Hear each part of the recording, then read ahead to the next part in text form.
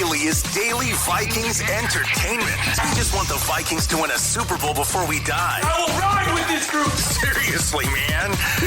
Please. And away we go. That is exactly right, Kevin O'Connell. Away we bleeping go with Purple Access. It's Judd. It is our buddy Tyler Forness. It is Ross Brendel at the controls. And before we get into the A talker, which is actually going to be quarterback fluctuation in the draft, so stay tuned because that obviously involves the Vikings. Tyler Forness, you have made the switch from Vikings Wire, where I still write, to along with your podcast, obviously, Vikings First and Skol podcast, to the Sporting News to cover the Vikings and a bunch of teams. Tell us about your free agent move. Speaking about guys moving, free agency, tell us about your move to the Sporting News. Yeah, very, very proud of what I did at Vikings Wire and being able to build that up to really a go-to hub for everything Minnesota Vikings. But absolutely, at a certain point, I just felt capped. I felt like there was no more upward trajectory. And that's not the fault of anybody. That's just sometimes in this business, I've noticed that you kind of want something more, and you want the ability to keep growing and developing and being able to do some of those things. And that's kind of where I was at. And I had the opportunity to go to the Sporting News, which they're trying to do their own version of NFL coverage where it's, more team centric stuff, kind of how Sports Illustrated had things. And it's a risk. It's really just ground floor kind of stuff, and we're trying to build it up. But at the end of the day, I thought it was something I had to at least try. Sure. And here I am. I think it could be really good. We're only 4 days in, so there's still a lot of things to really iron out and kind of figure out. But the guy who brought me on, he was the guy who created the Wire sites. He knows how to build something from the ground up. He knows how to be able to do something successfully. And instead of starting it on his own, he's starting it with a large platform like the Sporting News, which has been around since 1886. So they know a thing or two about good business. I used to subscribe, Tyler. The Sporting News used to show up in my mailbox in Minnetonka when I was a youth. I loved it. It was the Bible of baseball, and then it covered all sports. So, yeah, it's fantastic. The magazine that you used to get that had every team covered every time you would get it. In football season, it would go through each division. In baseball, it would do the same thing. So no matter what, you knew you were getting coverage. It was awesome. Yep, exactly. Last thing. Now, as far as the sites go, because as you talked about, you're 4 days in. Right now, you're writing for them, but there is not a Viking specific site yet, but that's the goal, correct? The pages are being built. So everything's just on the Sporting News main page. But if you want to find all my stuff, the easiest way to do it is just search Tyler Forness Sporting News, and then that should bring up my author page, and then you can see everything I write. Not logistically sound right away, but we're getting there. And look, this is essentially ground floor kind of stuff. So we're really excited about it. Awesome stuff. Okay, let's get to, as I teased before, quarterback fluctuation. So we are, if I'm not mistaken, 3+ weeks out from the draft, or 3 weeks out? 3 weeks to the day. Yeah, till we're at the Fillmore partying it up with a bunch of excited people. Quarterback fluctuation. What I want to check with you on is this. And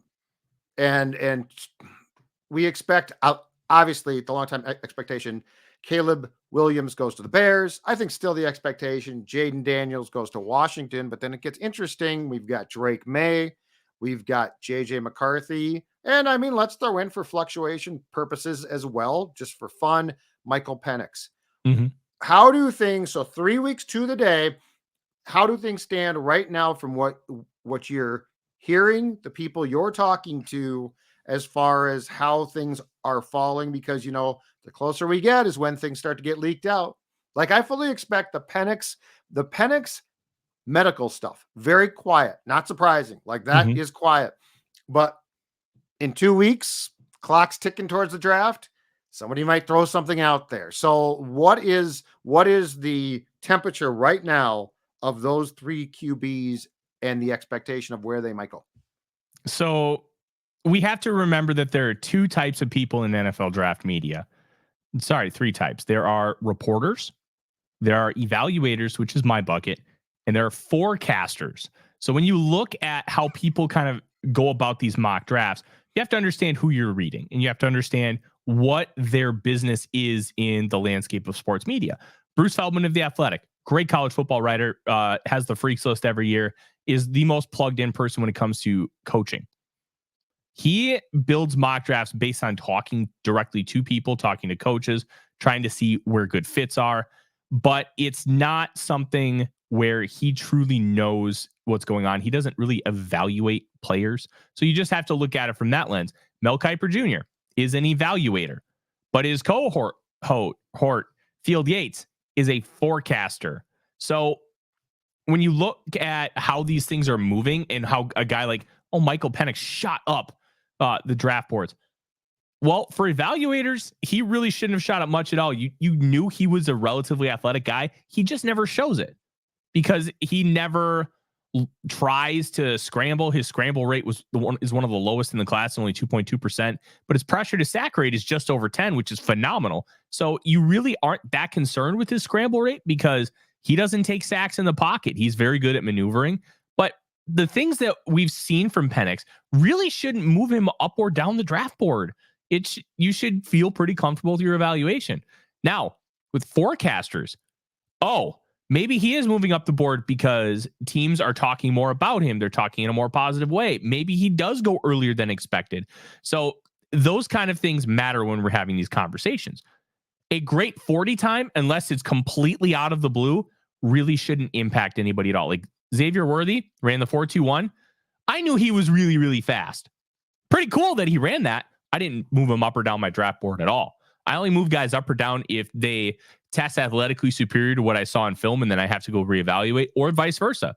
They test athletically so poor that I have to move them down a little bit because, hey, things have changed and new information has come on.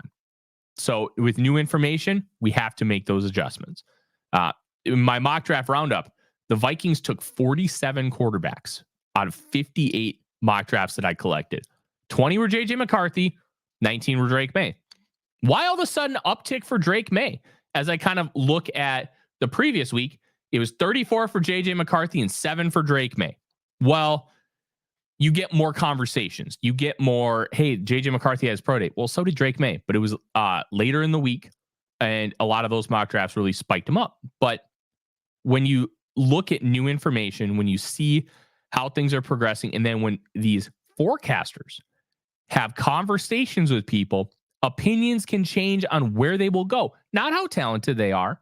That's not necessarily what a forecaster's job is. A forecaster's job is to try to predict where they go, and a good or bad pro day can change a lot of stock. Just remember the Teddy Bridgewater pro day, the worst quarterback pro day potentially ever. It was a disaster. And then he had the private workout with the Vikings. They felt really good about him. They took him, looked really good until that knee injury. So you have to understand who's talking. Is it a forecaster or an evaluator? And if an evaluator is shooting Michael Penix Jr. up his board by like 20 or 30 spots because of the pro day, that's a big red flag for me. He did tweak a little bit of the mechanic stuff, which was a good improvement, but that shouldn't shoot him up like 20, 30 spots on your board. That's what a forecaster would do.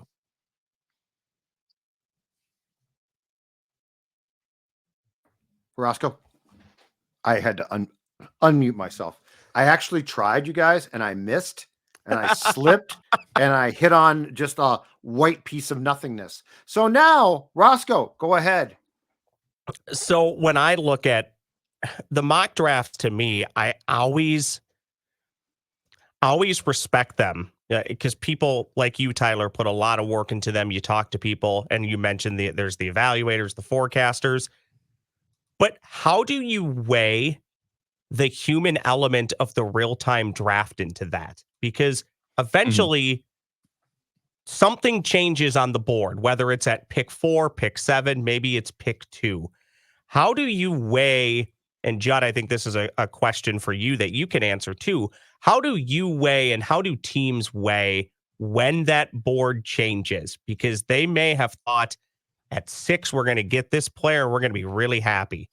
Something happens and that player goes at 4. How deep is the list generally of players that they're comfortable with taking? And when do you decide, oh boy, the player we wanted, not there? let's trade back. And how have those conversations started? So I know it's not necessarily a mock draft related question, but what I'm getting at is you don't really know until you know, right? Until the draft's unfolding. Mm-hmm. So how do teams handle when the board goes sideways on them? Well, and I think what a lot of people don't necessarily know, teams use mock draft simulators. They may not go to PFF or Pro Football Network per se, but they run simulations and they are prepared for stuff like this. You have to be prepared for when somebody falls down the draft board. I mean, nobody's ever truly prepared for a gas mask bong, but you're prepared for, hey, what if this guy shoots down the board? Do we have enough knowledge to take him? And the movie Draft Day is a massive hyperbole of kind of what the draft process is, but it does hit home a few interesting points. Well, when Bo Callahan starts falling down the draft board, everybody's panicking, like, what's going on? Why is he falling? Why is he falling? You have to be prepared for that. And sometimes the answer is something you could have never foreseen. Sometimes the answer is, hey, guys just fall in the NFL draft, but you have to be prepared for those situations. And the Vikings were prepared in 2013 when Sharif Floyd fell down the draft board. Because remember, he was a common number 3 overall pick to the Raiders. Yep. And he falls to 23. Why? Not a lot of teams use that type of 3 technique tackle. Now, with the evolution of how like hybrid fronts and the 3-4 and how players are being utilized, that player is more valuable now than they were 11 years ago. But you have to be prepared for that instance. Are we ready to take a guy we didn't think we had a chance at? Well, or if that guy's fallen to 15, do we want to make a jump? Are we prepared to make an offer? What kind of offer can we make? And those are the scenarios that teams play with. Now, NFL teams also, sometime before the draft, I think it's around a week, they will run a first round mock draft simulation as a core group. So they have all their logistics set and they have like all the right numbers in place. Like, hey, we're going to call in the pick. This is what the pick is. And it doesn't matter who the players are, but it's the process and being able to utilize everything logistically the correct way. Because remember, that 2003 draft, the Vikings had a trade with the Ravens. Vikings called it in. The Ravens didn't. The Vikings went from pick 7 to pick 9. And they lost out on like an extra 4th and 6th round pick from the Ravens because they wanted Byron Leftwich. So you have to be prepared for all things considered. And NFL teams do that. And there's always going to be a guy to fall. There's always going to be a guy to go way higher than expected. Who are they? I don't know. Maybe it's Michael Penix Jr. Maybe Drake Maye falls to 11. Nobody knows anything, even though we think we know everything at this point, because all it takes is one team. And I'll finish it up with this, Ross. There are really only between 16 and 24 first round players in a given draft class. The problem is there's usually around 35 to 40 that get first round grades from all these teams. So I may see a player like Adonai Mitchell as a mid first round pick. Ross, you may see him as a late second round pick. Judd, you may see him as a fringe first. That's pretty normal across the board because teams will prioritize different things. They'll have different evaluations on players. That's why this is such an art form. It's amazing with these mock drafts how little we know when we think we know. Well, and sometimes, as you guys both know, a team may take a player slightly higher than they probably should because they know we're not picking again for 47 picks. We want this player. We don't think we have enough capital to trade back in, so we have to take this player now. I will close with this, Tyler. I will see your draft day reference, and I will finish and raise you with this. Vontae Mack, no matter what. Hey, you know what? That's who we're taking. Mack was projected to go in the back end of the top 10, and he goes first overall. That reminds me of, what was it, the 2013 or 2014 NBA draft when Anthony Bennett went first, and it kind of shocked everybody. I thought Bennett was going to be a really good player, and he wasn't. But things happen like that, and you just never know until the day of, and that's why these teams are prepared for all these wild scenarios. Let's be very clear, though. Sonny Weaver Jr. should have been fired immediately because if you don't know, if you have not done your due diligence on Bo Callahan and like you're still struggling to get some on draft day, if the Laramie Tunsil thing, like if I ran a team, if I owned a team and that comes out and my guys had loved him and then they're like, oh my God, he might be smoking too much dope, I'd be like, you're fired because you should have known that. The story I love the most is who was the really talented wide receiver that I think Jacksonville ended up drafting him and he washed out immediately because he had like Justin Blackman. Justin Yeah, Blackman. Justin Blackman. Why? There was a great story at some point in time about a team that hired, and teams employ these guys, an FBI, a former FBI guy to tail him. If I'm going to draft a core, if the Vikings don't have former Phoebes on Drake, Maye, and McCarthy, tailing them, they should all be blown out. Like, you got to know, to have Bo Callahan to not know what's going on in a restaurant, that should have been vetted a month and a half ago. So, Sonny, you're gone. Who was the player in the movie too, where they were afraid to draft him because some type of personal foul or he acted up in a game, and then they realized after watching the tape right before the selection, it was because he gave a football to his sister or his mom. It's like, wow, your scouting is really good. Mack. That's Mack, and that was a terrible job. Cleveland was screwed up. They didn't know. All right. But here's let's finish this up here, Judd. The thing about the movie, they do all this due diligence stuff. It's how they laid it out that doesn't necessarily completely fit what reality is. Correct. But there's so many little things that are based in reality. It's just shown in a Hollywood format. And if you go in with that mindset, it's a pretty entertaining movie. Yeah. Yeah. It's just that the clock can't be ticking on drafting. The problem is, to your point, because you're exactly right, Tyler, the Laramie Tunsil thing, I think, did scare teams on draft night. Yeah. It's 100%. The Warren Sapp thing.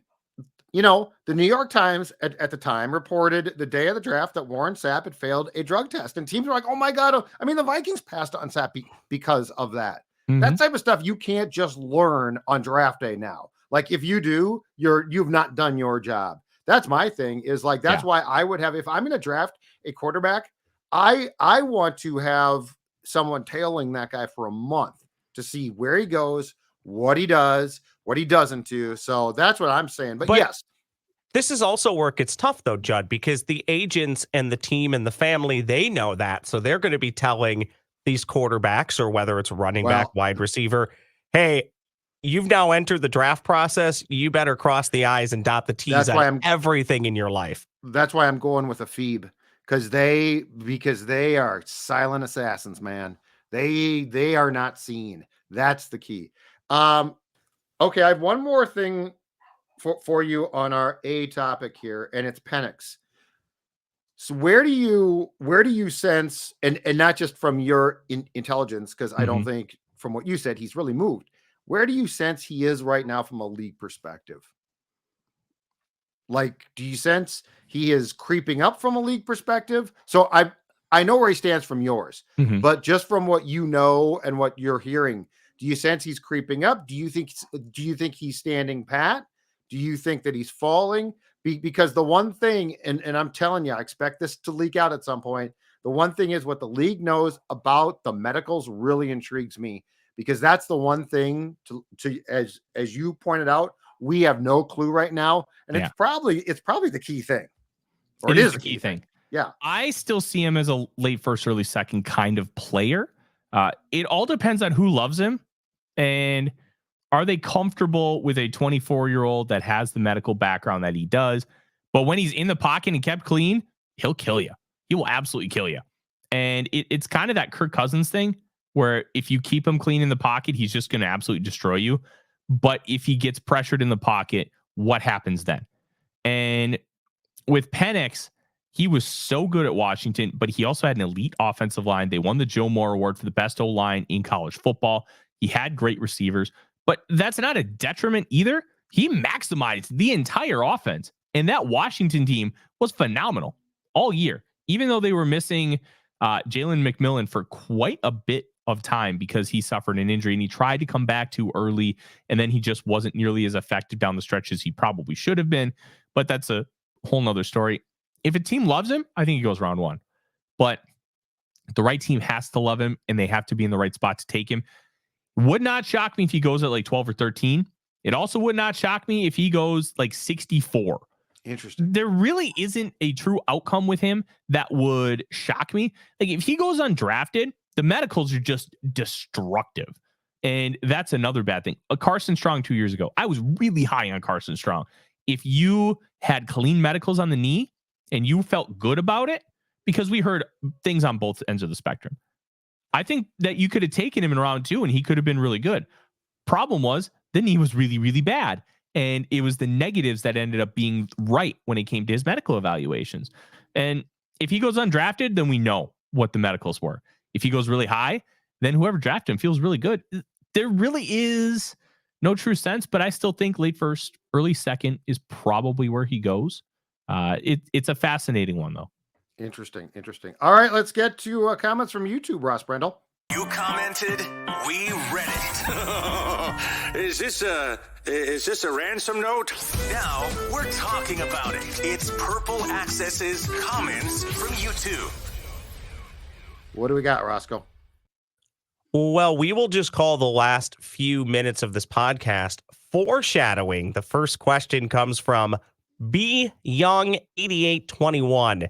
For the 100th time, draft Penix. Question, Judd and Tyler, your scenario for which Michael Penix Jr. ends up with the Minnesota Vikings.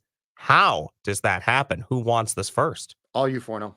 All right, so here's how this happens. The top 4 quarterbacks go in the top 4, and somebody outbids the Vikings. The one dark horse team about outbidding the Vikings that I don't think it's talked about enough is the New York Giants.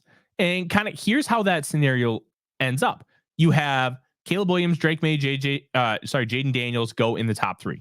And then you have the 4th pick. Well, the Cardinals really want to add capital, but they don't want to lose out on one of those elite receivers.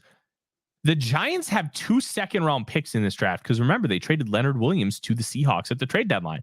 You don't think Arizona is going to be intrigued by 2 second-round picks to go down 2 spots and they get one of the top 3 receivers no matter what, and then they don't have to try to jump back up from 11 to go get that guy? Because it's not a guarantee that they're going to be able to do that. So if the Giants really believe in who that 4th quarterback is, that is the scenario where I think the Vikings would end up taking Penix. Now, would they take him at 11 or 23? I almost feel you have to take him at 11 to guarantee that you get him. But you only take him if you love him. And like that's where we have that Christian Ponder discussion. Don't take a guy to take a guy. Take him because you believe in him.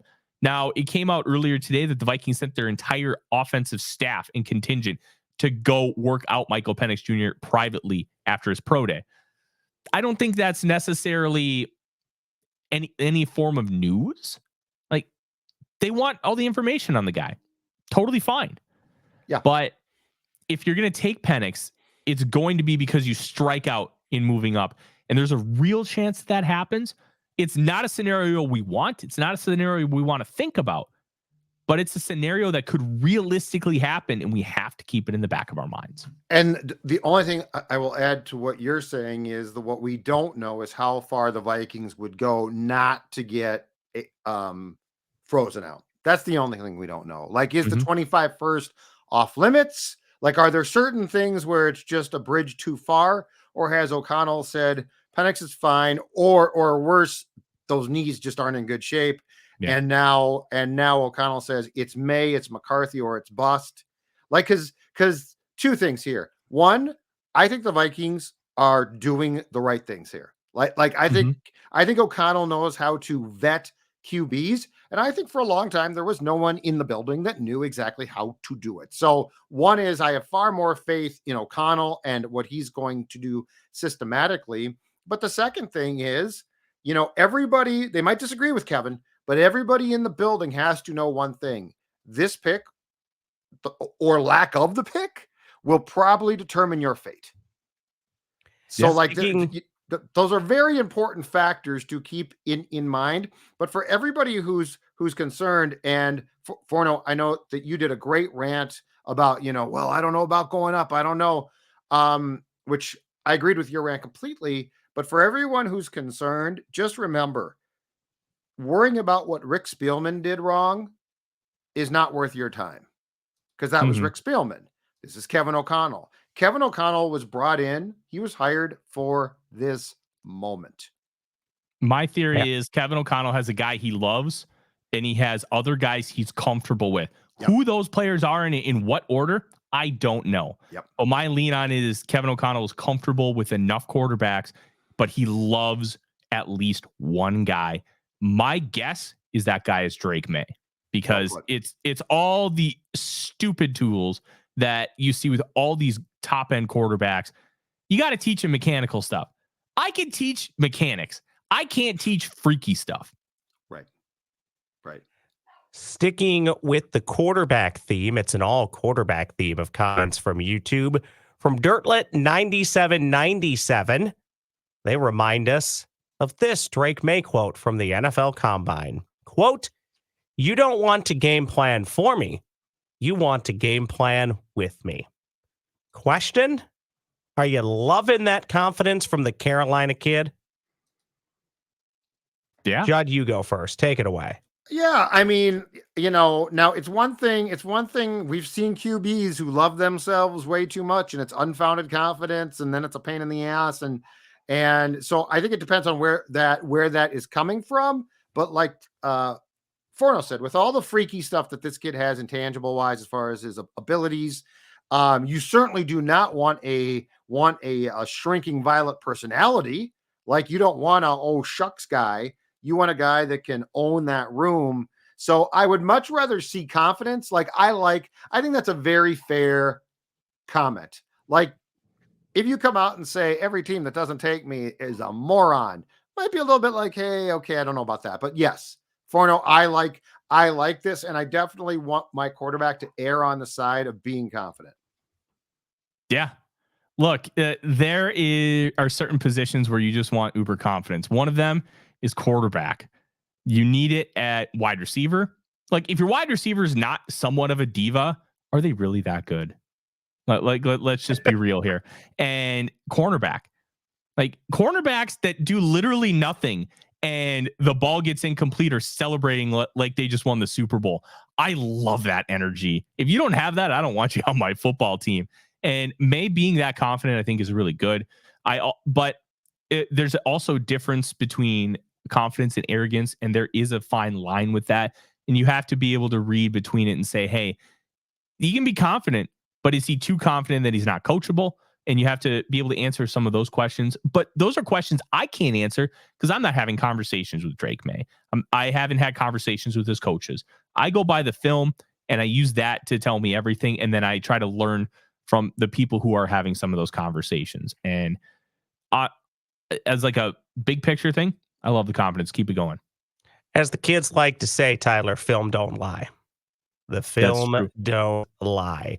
At Big Daddy-O 382 on Justin Herbert to the Vikings. He's, quote, Kirk with greasy hair. He's proven nothing, but comes with a huge paycheck. No thanks. The question off that comment, and it's tough, there's less people to compare him to. Is Kirk Cousins the best comparison for Justin Herbert in the NFL? What do you boys got? No. Oh my goodness, no. So no. No. You're gonna go. So you're no. Okay. I'm trying to think. Be clear. No. I'm trying to think of a guy who has had as little success as Herbert, but a lot of it wasn't his fault. And I think you can look right behind me. I think Warren Moon would be a better comp for Justin Herbert because Warren Moon was phenomenal. He had all this elite arm talent, and he played really, really well. Hall of Fame quarterback. Never was really able to accomplish anything. Go watch A Football Life on the 1993 Houston Oilers and see how Buddy Ryan destroyed that team and made it a war between the offense and defense, and Jack Pardee basically did nothing to stop it.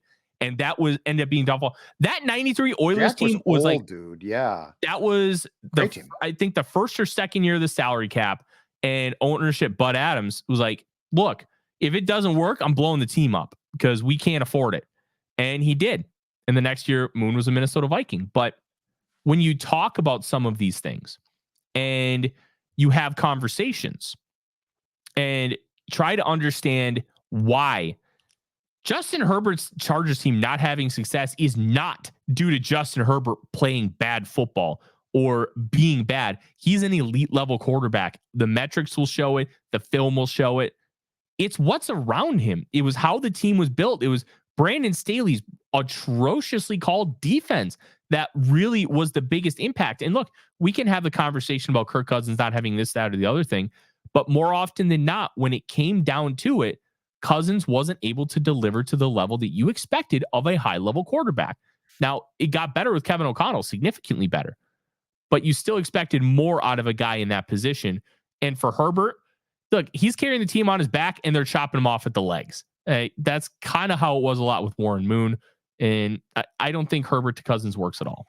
Now, Tyler, you're a young man, but I would like to speak up on behalf of not only Mr. Moon, but our friend Roscoe right here, because for you to dismiss the Grey Cups from the CFL that came with the with the now, I believe it's Edmonton Elks. They were the Eskimos. That was deemed offensive. Mm-hmm. But Warren Moon, if I'm not mistaken, Ross, he won a bunch of Grey Cups.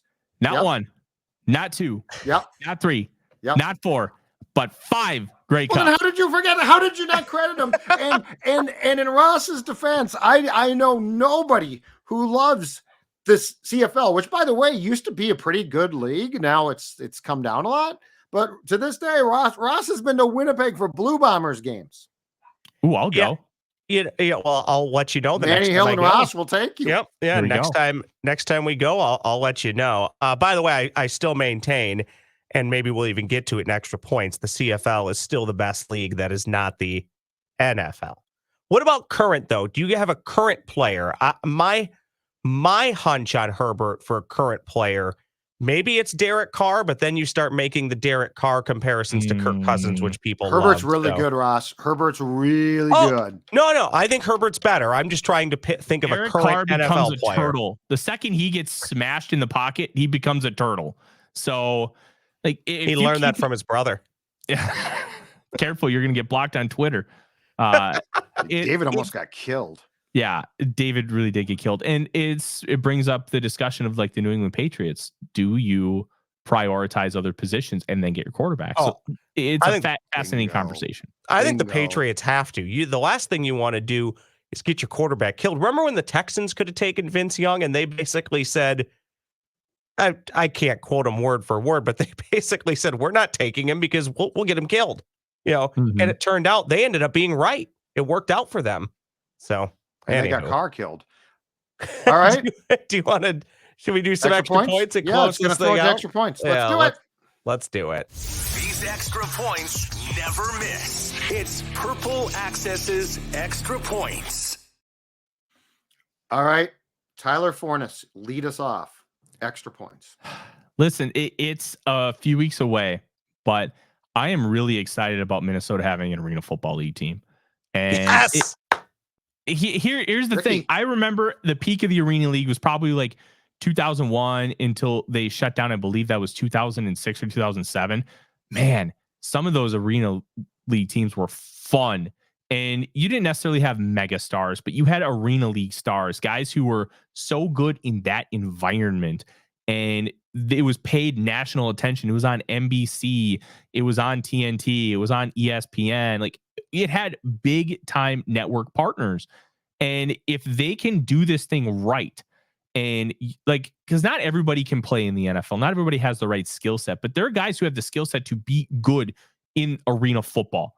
And if you find those players and you make it work and you develop and nurture this league right, I really think it can succeed. I think there's a niche for it. And I love the idea of it coming back. I hope that they get the right talent. They put their money in the right places with the right people. I think Ricky Foggy is a great player or person to be the coach for the Minnesota Myth, our team, because he played in the league. He was great at the U of M. He knows the area incredibly well. Yep. He's very football savvy, and he's going to be able to relate to these players in ways that maybe he didn't have anybody that could relate to him back when he came out of college and went into the pro game. So I'm really, really excited to see what this could be. And you know what? Maybe it fizzles out, but it could be really good if the right people are doing the right things. And I want to see it play out. The Myth's home opener, by the way, is going to be against Philadelphia on Sunday, May 5th at Target Center. Shameless plug, Ricky Foggy joined the soon-to-be award-winning Minnesota Sports Chat podcast hosted by myself a few weeks back. So wherever you get your pods or on the YouTube machine, Incredibly shameless. you can watch That was that. good. Very, Good get. I love Foggy. very Man. shameless. I think I was about 14 when he arrived on campus, and he was a electric player. Absolutely. In fact, in Holtz's world, he was what, Tony Rice before Rice was, because that's who Lou got to play for him with the Irish. But Foggy was a dynamic player. Roscoe, what's yours? We'll go with this. It's kind of along those same lines. A.J. McCarron, who refuses to let his career die. He will lead the UFL in touchdown passes this year. Through 1 week of the UFL season, he has 2 TD passes, tying him for first. He also has 0 interceptions. Not to go on my CFL rant, which I kind of went down. And I think eventually the goal would be for the UFL to maybe be a feeder system to the NFL. But if you want to know why I actually spend time watching the CFL and only will spend a little bit of time watching the UFL, go look at the quarterbacks in the UFL and then go look at some of the quarterbacks playing in the CFL. What makes Swag the Kelly, CFL baby. exactly what makes the CFL better is the quarterback plays just better. And shocker, it's because they actually pay these guys a little bit of money. Mm-hmm. So long story short, though, A.J. McCarron, who should probably give up his spot to a player who actually has a puncher's chance to get back to the NFL and do something, A.J. McCarron will lead the UFL in touchdown passes this year at the age of 33 years old. The Case Cookus slander absolutely makes me infuriated. I mean, come on. Case was slinging it in week 1. I saw a little bit of that game. Yeah. If I'm not mistaken, he is the QB now for the Memphis Showboats. Yep. And he is coached by John DeFilippo. So for all of you that said Flippy DeFilippo couldn't coach, Flip is back. All right, here's my thing. I'm going cook is what they say, Judd. Let Cookus cook. No, boy. I am going to devote my extra point to asking Tyler to stand up enough to show us your hoodie, because one of the things that I love about you, yes, you're a draft nerd and you like study stuff and you're great at that. But at its core, I love the fact that you are a fellow football nerd. And I mean, it goes back. It's like me, man. That is one of the logos, like the Houston Texans. Okay. The Houston Texans, the Houston Oilers was not only a magnificent name, it was that logo is magnificent. Everything about their jerseys, magnificent. I love the fact you got the Warren Moon jerseys, the Vikings and Oilers behind you. I love the fact that at your core, you are just a massive old school football geek, because old school football, first of all, the league, nothing like it was then. There were cars parked on the sideline in Pittsburgh for Steelers games to try and generate auto sales. Yep. The league was, compared to now, it was nothing like this, and anything old school, like a reminder of the Oilers, I think is absolutely fantastic. Great work, Forno. I appreciate it. Are the Oilers uniforms, sorry to cut you off, Forno, I should have let you go, but are those Oilers uniforms perhaps the best ever? They're at least top 3 or top 5. No, they're the best ever. Beauties. To me, it's without question. The three best uniforms, in my opinion, ever are the Oilers, the Chargers powder blues, love and those. the orange crush Denver Broncos. You can talk about the Philadelphia Kelly and the Greens. helmet. They're great, but the orange crush Denver Broncos, holy crap. Amen. And logo-wise, the fact that Pat the Patriot is not around full-time is so sad. Pat the Patriot, I love that. The old Buccaneers logo was fantastic too. Oh, the creamsicle. The new one's good though. Yeah. That's good. the It's thing. good. Yeah, it's good. Yeah. But if I could bring back logos, Oilers is back. And I mean, you are now, your team in Houston is the Texans. And unfortunately, the team that wears the throwback Oilers is the Tennessee Titans. And ownership won't give it up. That's the problem. So the league doesn't own it? No, the trademark is owned by the Titans. See, in the hockey, Titans would not league, give it up. See, like the North Stars is owned by the league. Oh. So Dallas has no say. So like everything that the Wild does that is a North Stars, replica is goes through the league, which basically is right as football gets things. Mm-hmm.